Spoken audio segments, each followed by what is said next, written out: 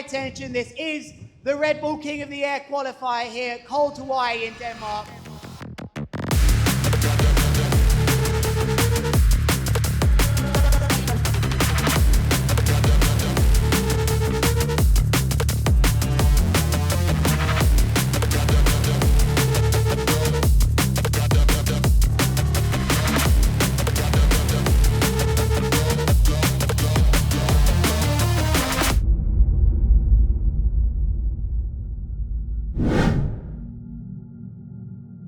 Eighteen of the world's best big air kite surfers came to northern Denmark for one of the most extreme competitions of the year, the Cold Hawaii Red Bull King of the Air Qualifier.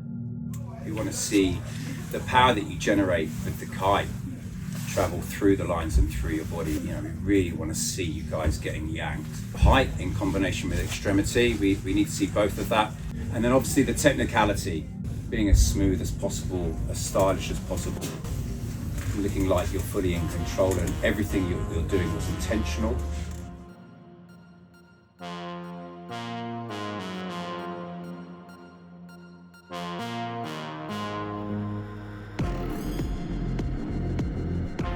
In the first heat of the Cold Hawaii Games 2024, we could finally have a good look on the conditions that northern Denmark was providing for us. Marc Jacobs, Stig Hoefnagel and Luca Ceruti were going for big single kite loops to test out the wind and the waves.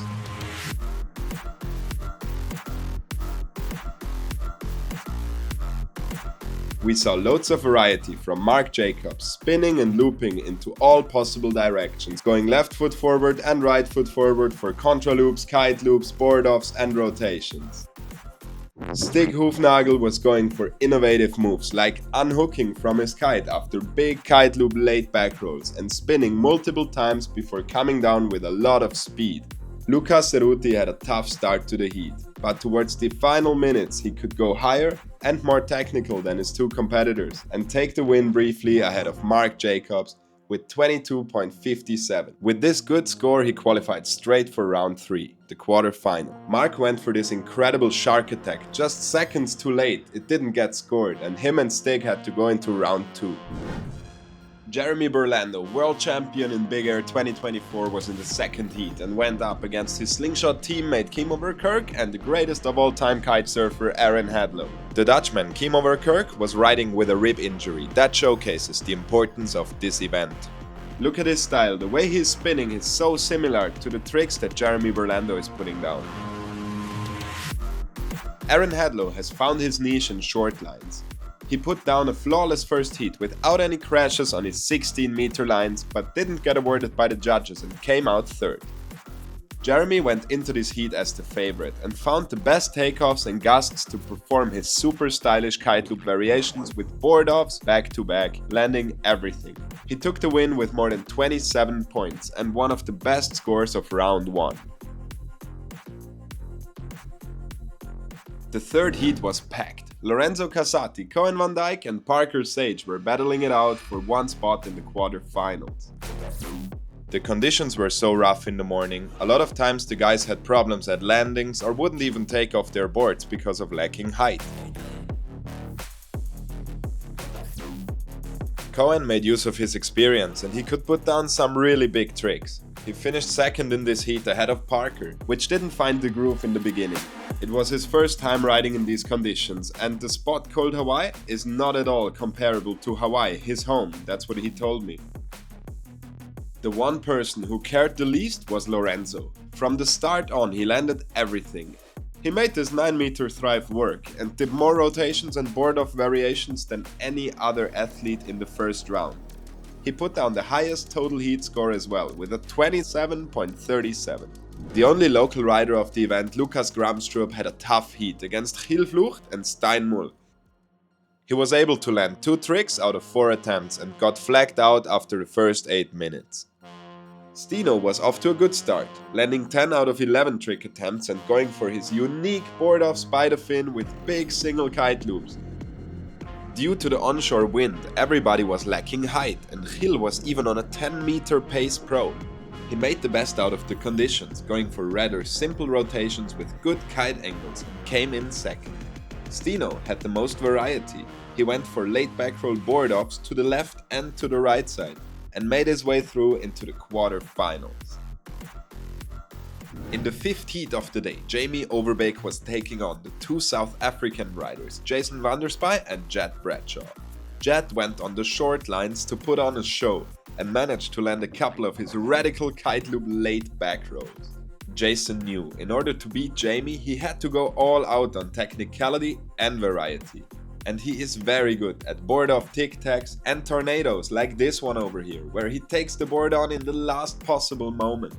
Jamie Overbeek had only one crash in this first heat, which is really good for his impression score. He also did tornadoes, which were just a little bit higher than the ones from Jason. It looks like his new F1 trigger, made by Brainchild, performs amazing in lighter winds and in the bigger sizes. He had so much hang time compared to the other guys and took the win to go straight into the quarter-final. In Heat 6 we introduced the three remaining riders, Andrea Principi, Josh Gillitt and Nathan Texier. The French duathlon rider was struggling to land his more technical moves and finished third place in this heat with an overall score of 12 points. For Josh Gillitt, things were going a little bit better and he was able to find a couple of good takeoffs to perform his more basic big air moves. At this point of the day, the wind was really light and quite gusty, so it was super hard for the riders to even perform their tricks. A very good example for the bad wind conditions was this jump of Andrea Principi. Usually he would go for the craziest and most creative tricks, but he very rarely got the height. Fortunately, he found some magic gusts here and there, and with his extraordinary takeoff speed he managed to make it work and win the heat.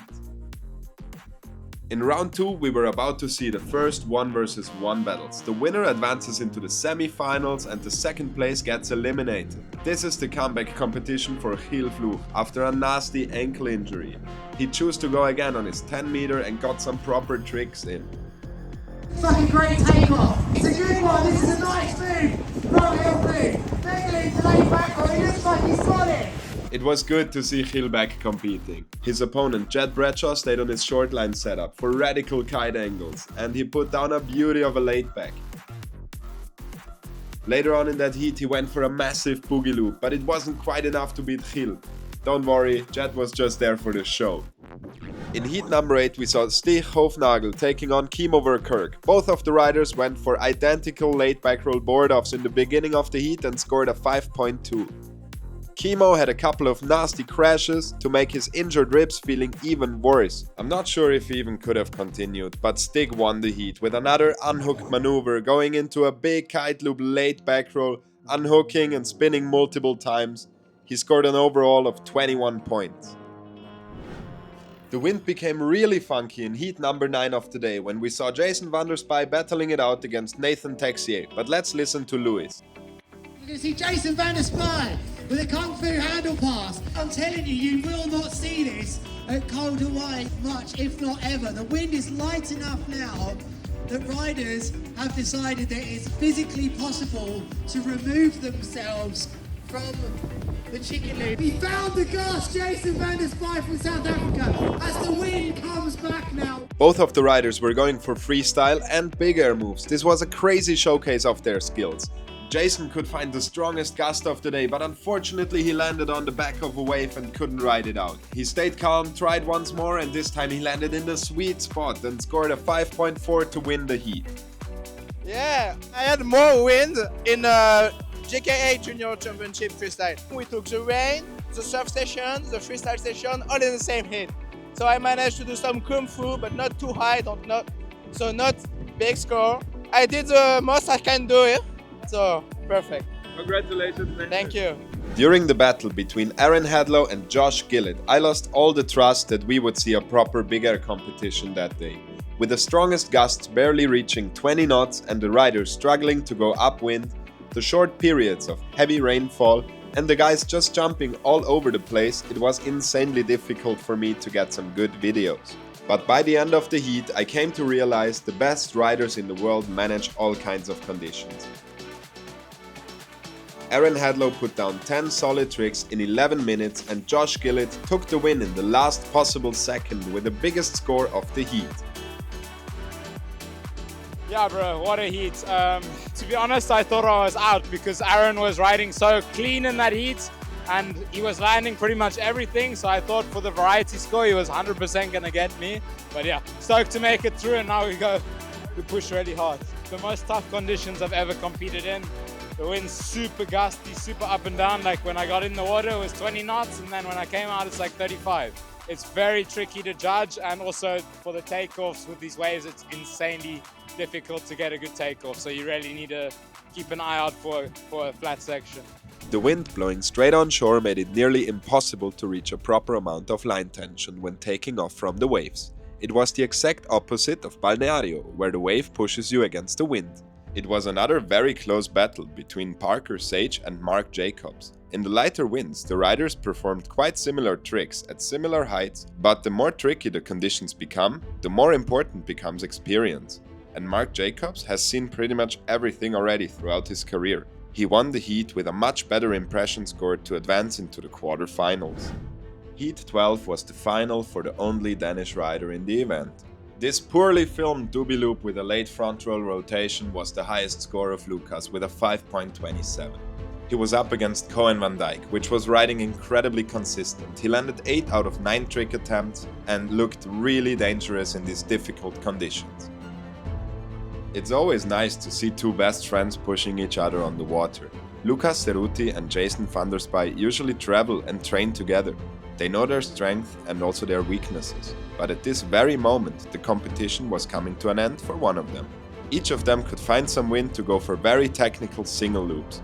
But the highest score of the heat, and most likely the move that made the difference, was this unhooked kung fu handle pass from Jason van der Spuy. This one was epic, and as high as the kite loops he was doing before.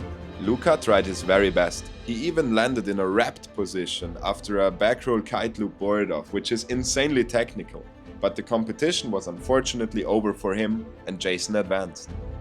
In the quarter-final between Josh Gillitt and Big Air World Champion Jeremy Burlando, the wind was still super funny, and it wasn't easy to choose the right setup. While Jeremy was already putting down scores, Josh lost quite some time changing from an underpowered 8 meter to a 10.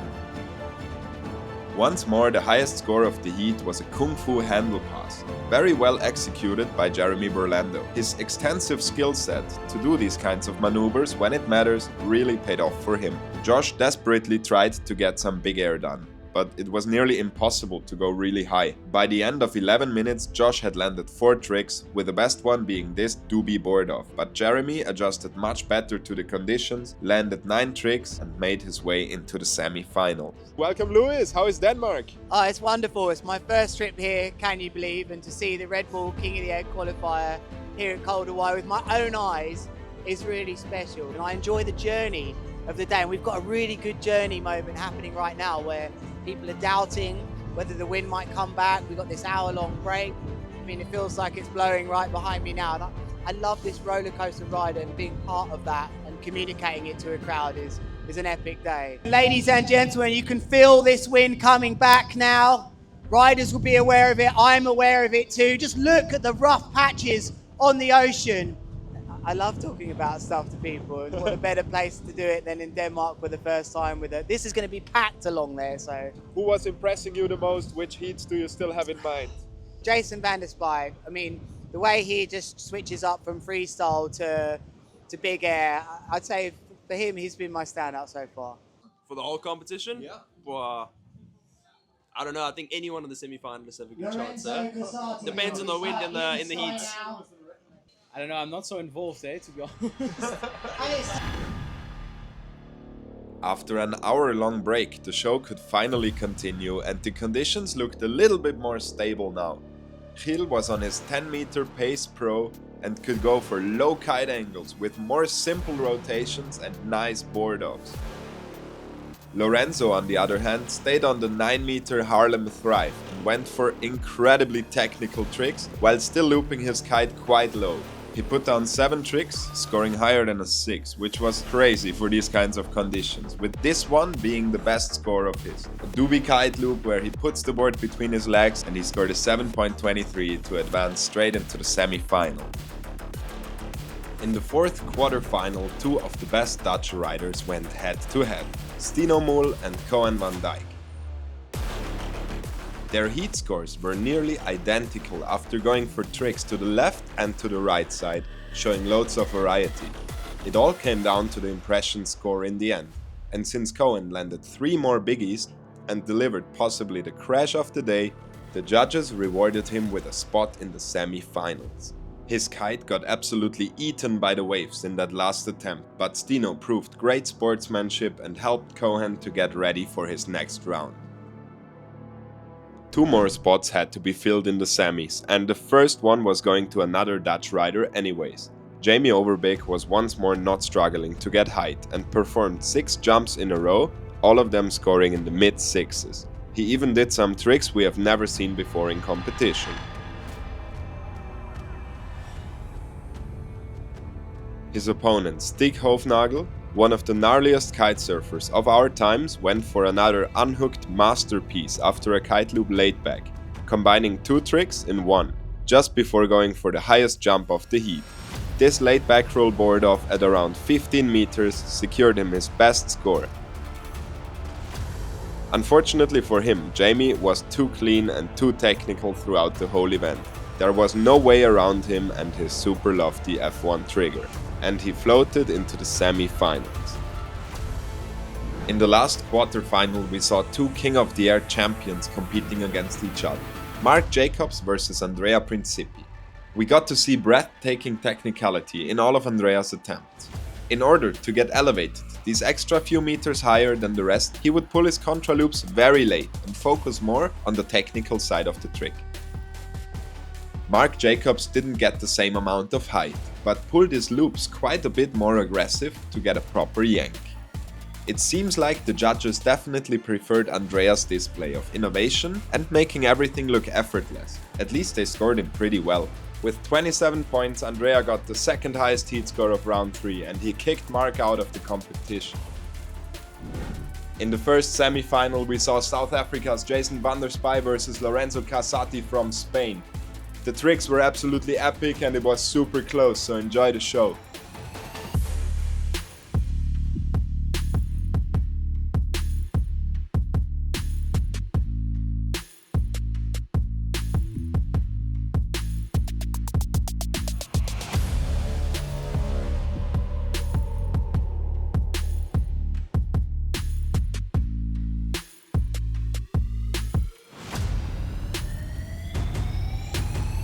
Lorenzo was going so high, and Jason needed something very special to beat him, so he unhooked from his kite and did another dangle pass. Everything went perfect, until he popped to toe side. 28 to 24 points. Lorenzo made the finals. For Jason it was unfortunately over, but he showcased all of his skills and his variety. Jeremy Burlando versus Jamie Overbeek, the closest heat of the day, the second semi-final, was on.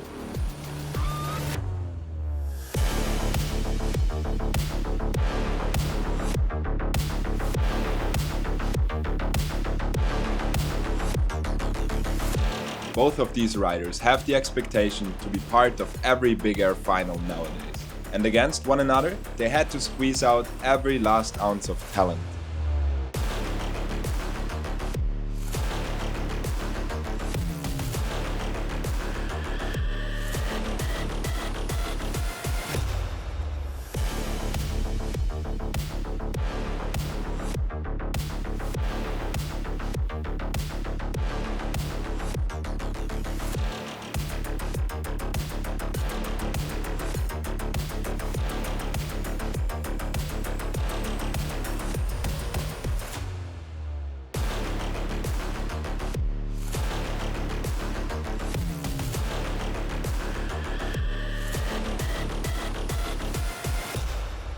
The difference between the two riders was only 0.07. It couldn't have been any closer. Jamie Overbeek made it into the final, and now it was time to decide on whether Andrea Principi or Cohan van Dijk would join. Andrea's first score was already the biggest one of the heat. A wonderful triple front roll Boardoff secured him a 6.7. Cohan had his work cut out for him and responded with his own variation of the same trick.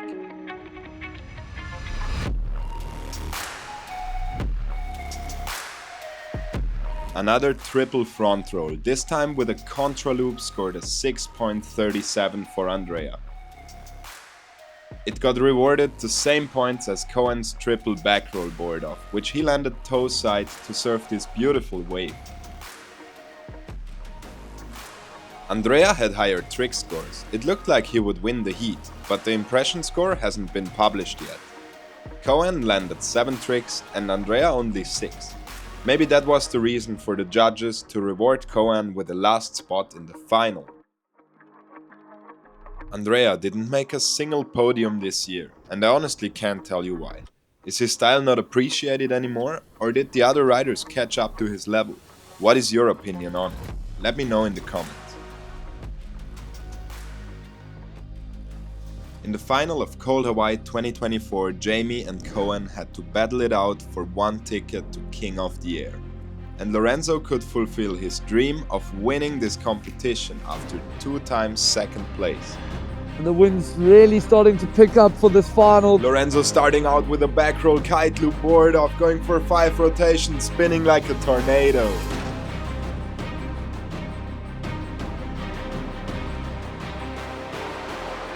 Doing the exact same as Lorenzo, sticky and clean. I think he got a bit more heart than Lorenzo on that one. Cohan heading out, taking off, boogie Boardoff, TV Boardoff. Lorenzo with the highest scoring trick of the final, a double front roll kite loop with a tic-tac going into a rodeo, absolutely insane. This guy's been on absolute fire.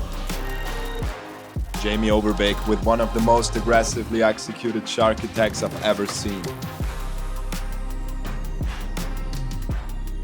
Lorenzo was able to score 4 7s in this final, he was riding so consistently.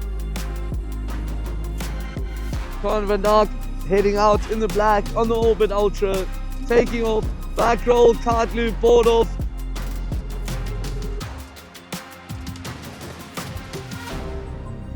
Huge! Absolutely massive!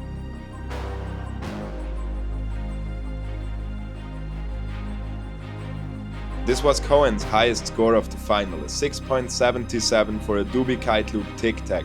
And over here we see the 7th highest score of Lorenzo, 6.67 for a contra-loop front roll tornado. Jamie won by the 3 highest scores, but the impression score changed everything. Hai vinto!